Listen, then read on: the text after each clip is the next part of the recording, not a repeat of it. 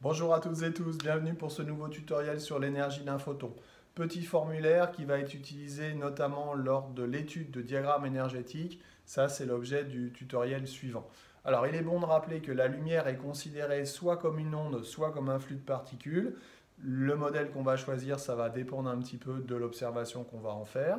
On appelle ça la dualité onde-particule, la dualité onde-corpuscule, c'est-à-dire que pour la lumière, on va avoir deux modèles différents et qu'on va utiliser tantôt l'un, tantôt l'autre, selon l'observation et le phénomène étudié. Quand on parle d'onde, la lumière c'est une onde électromagnétique qui se promène entre guillemets à 300 000 km par seconde. Et donc cette onde, elle a une énergie qui est liée à sa fréquence.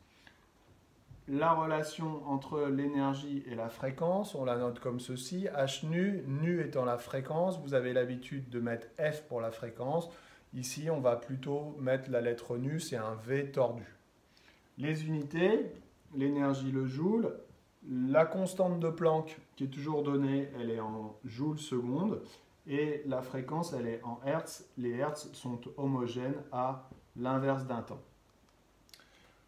On a besoin également de la longueur d'onde. La longueur d'onde, la radiation lumineuse, on peut appeler ça aussi comme ceci, elle est liée à la fréquence par la relation lambda égale c sur nu, c étant la vitesse de la lumière dans le vide. Donc là aussi, si je mets les unités, c est en mètres par seconde, nu, on l'a dit, est en hertz homogène à des secondes moins 1, ce qui fait que la longueur d'onde va se retrouver en mètres.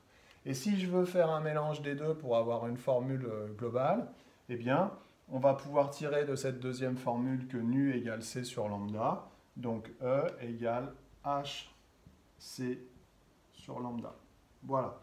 Donc je réécris ici que h, c'est ce qu'on appelle la constante de Planck.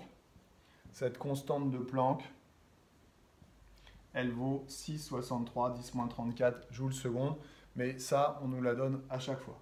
Voilà, petit formulaire qui permet d'être utilisé notamment dans le cas des diagrammes énergétiques. Attention, l'énergie est en joules. Pour les diagrammes énergétiques, l'énergie des atomes, ce sont des énergies extrêmement faibles, extrêmement petites. Donc, la plupart du temps, on part en électronvolts, on parle en électronvolts. Ces électronvolts sont liés au joule par la relation 1 électronvolt égale 1,610-19 joules.